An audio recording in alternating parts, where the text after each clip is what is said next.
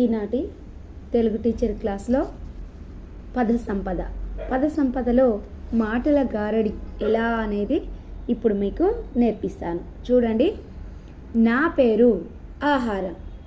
నేను ఎన్నో పదాలు సృష్టించగలను. ఆహారం,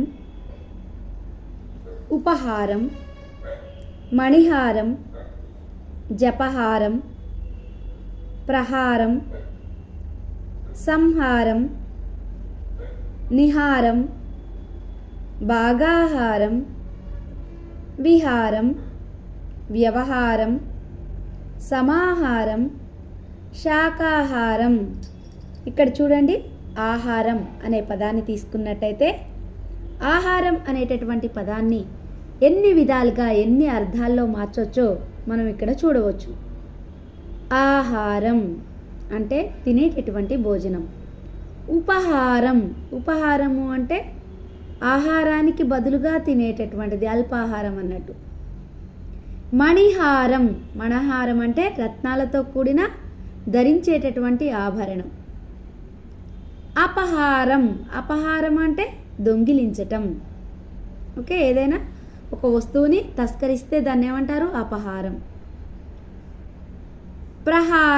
ప్రహారము అంటే ఎత్తైనటువంటి గోడ, ఎత్తైనటువంటి శిఖరము.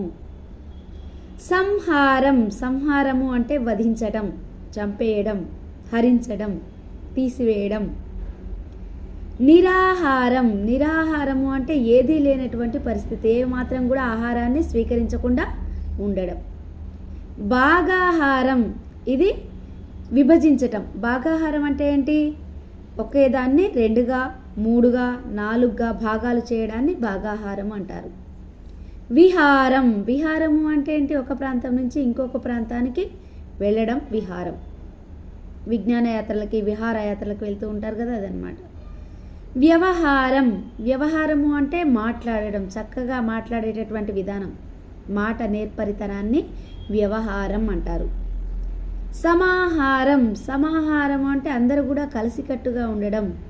శాకాహారం కేవలం వెజిటేరియన్ మాత్రమే భోజనంగా స్వీకరించటం. శాకాలు అంటే ఆకులు, కాయలు ఇలాంటివి తినడం.